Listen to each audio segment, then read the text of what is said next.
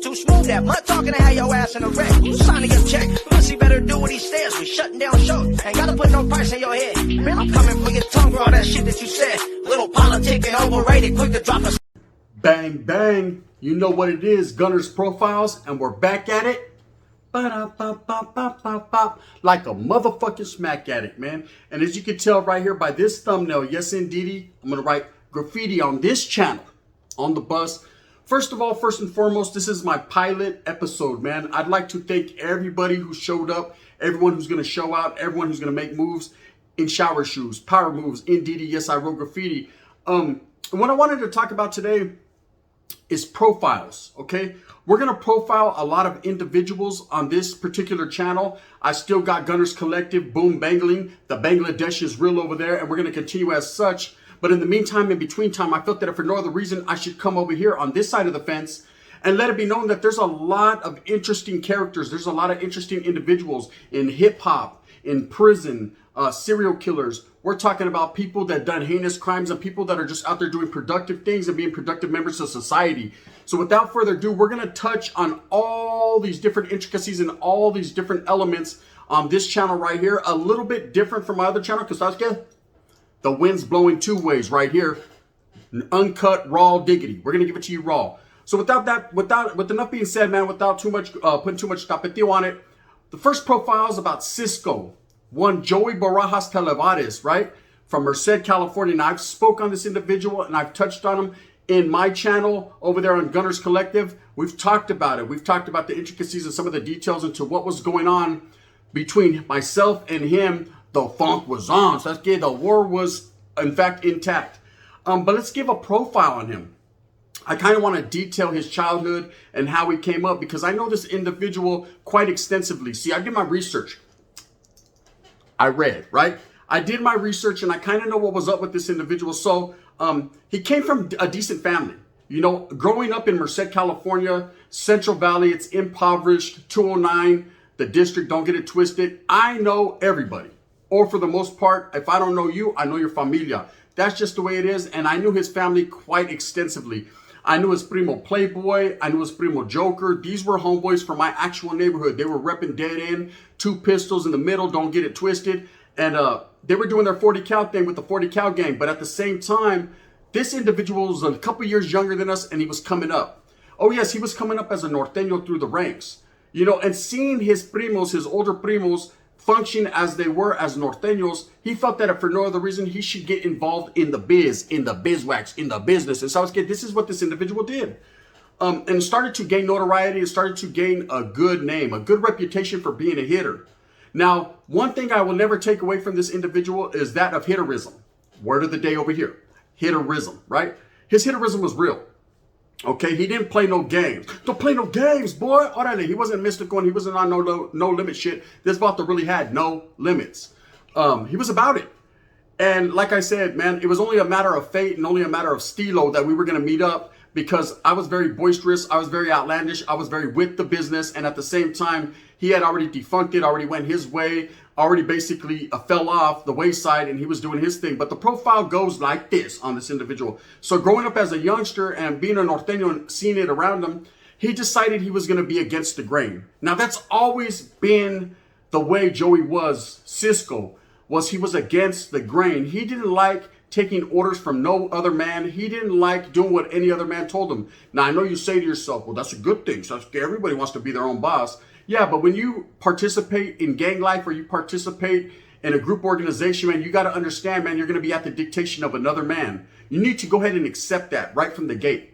So hey, the wind is going.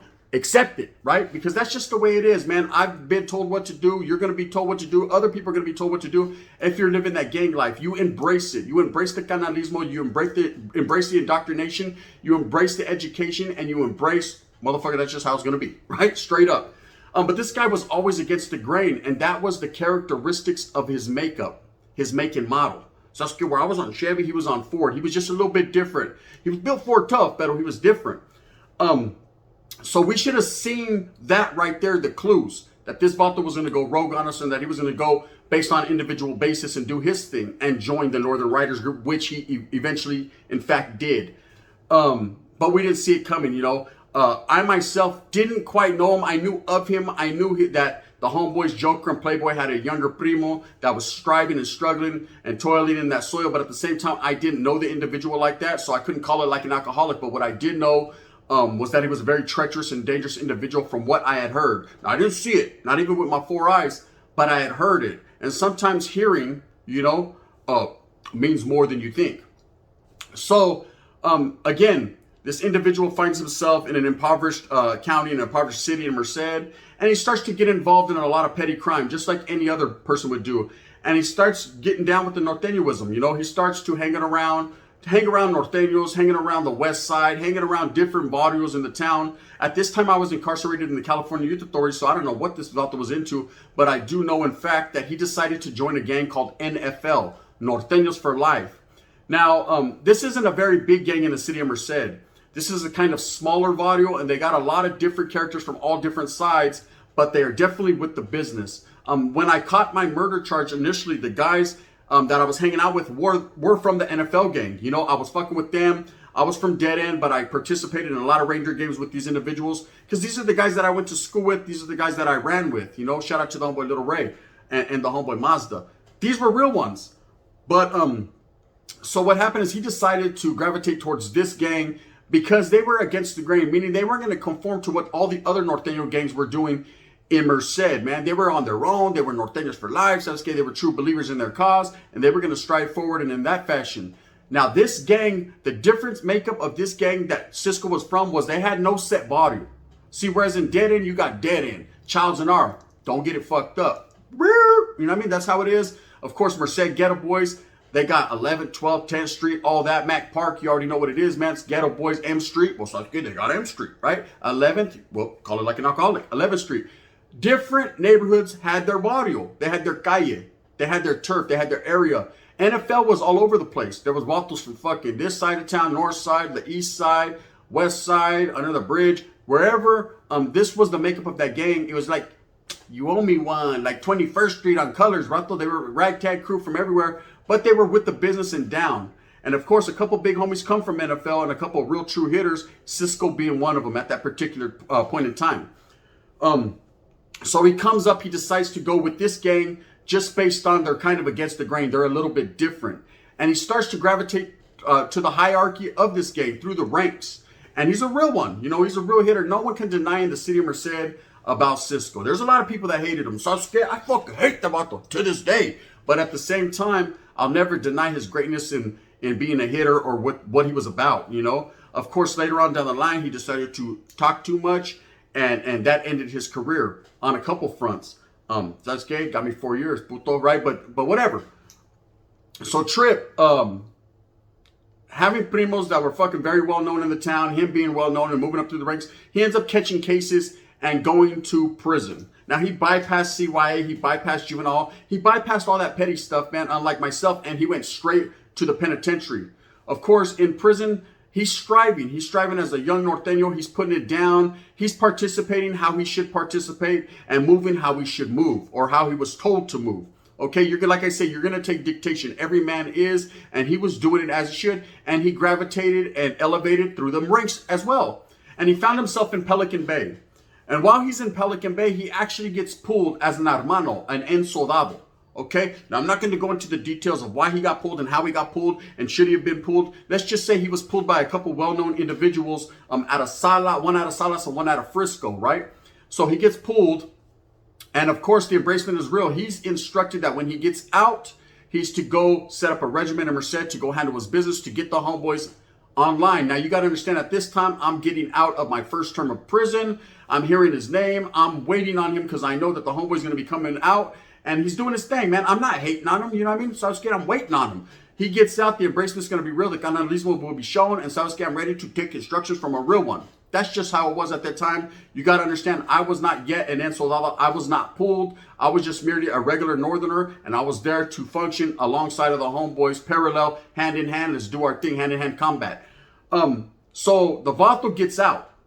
Okay, and unbeknownst to us, like I said in my spill on Gunners Collective, the vato gets out, and he done fell off. Okay, something happened in prison, and I don't know the exact details. It's kind of murky, kind of blurry, so I don't want to blur them lines. But from what I heard, word on the curb is, now this is just a rumor. Look at all these rumors. Orale, rumor time.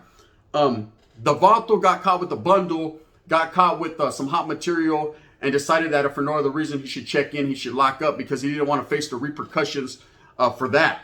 Okay, and that's fine and dandy. A lot of people get caught up in that situation. You get the placas hit, they hit you in your cell. You get caught with hot material. You're like, fuck, I should have had it hooped. Or you did, and they put you on potty watch, and it is what it is. And for the most part in them situations, you'll be disciplined, you'll be DP'd, depending on who has the yarda and who's running it and what kind of ship is if it's a tight ship or if it's a loose ship. There will be ramifications and repercussions for that, but they're not as severe as others state. When guys are young, they think, oh, my career's over, so I get caught with a bundle. Not necessarily, and it depends on what you got caught with. More so, you have to watch yourself, man, because the shit that you get could turn sideways, and you could be walking like a oompa loompa doopity doo. You don't want none of that. You don't want that smoke. But so word on the curb was he got caught with this hot material. He decided to check in, and if for no other reason, he ended up on the S&Y side. Okay, unbeknownst to the city of Merced, we're not knowing. Like, we didn't know what he was into. But this man got out, and this man had a plan.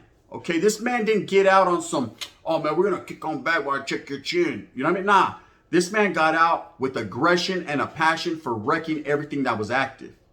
Okay, this was about the time when the activities were real. This is when people were barely learning about dropouts, S&Y gangs, things of that nature, right? And of course, somewhere along the line, man, he got hooked up with one Snoop from Sakra, and he became a Northern Rider himself.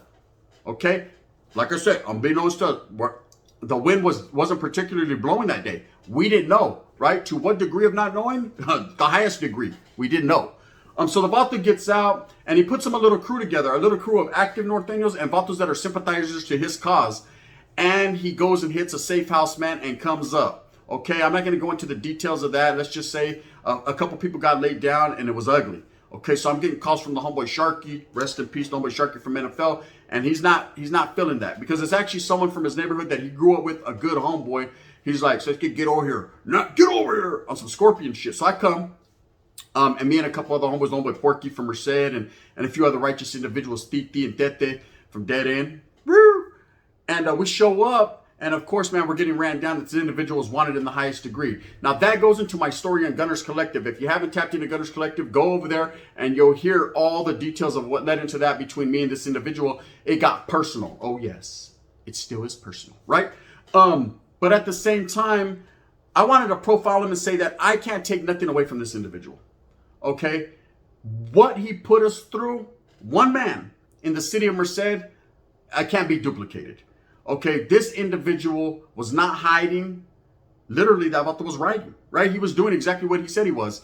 Man, he was out there handling his business. That's all I can say, man. I'm not trying to put more on his plate than he already has. Right now, he's incarcerated, sitting down for 17, man, for a shooting and attempted murder. That should tell you everything you need to know right there. But I will say that this individual was out there Bangladeshing with the best of them. And Sasuke, he had me on the ropes, but orale, Muhammad Ali, I rope-a-doped on his punk ass. So I hit him with the uppercut, tiger, and that was it. But there was times when I was fucking nervous, vato, and I was like, damn, this vato's coming at me more than I'm trying to come at him. And believe me, I was coming at him. So, you never judge a book by its cover, but this vato Cisco from Merced, I'm not going to give him shine. I'm not going to give him glory. I'm not going to say he's the baddest motherfucker on the planet, but I am going to give him his respect in the fact that he was out there handling business. And he was one of those individuals as a degenerate you don't want to run into. See, people get the game twisted. So I'm active and a bunch, but I ain't tripping off no degenerate. Oh shit, but they might be tripping off you. So you have to watch out, man, because they get to spitting and slipping into clipping and get to spitting and it's over. Bang, bang. In that fashion, man, noodle, and noodle style and direct fashion. But this is what we were going through in the city of Merced with this particular individual. Now, what he's doing in his life now is sitting down. He's in the penitentiary. He's reaping what he sowed. When you're out there doing heinous crimes, you're out there doing bad, you're out there putting in a whole lot of work for your true beliefs and what you truly believe in, you're going to sit your ass down. Eventually, you will be caught. People will tell on you. Kites will get flown. Wheelers will get distributed. Misses will be handled.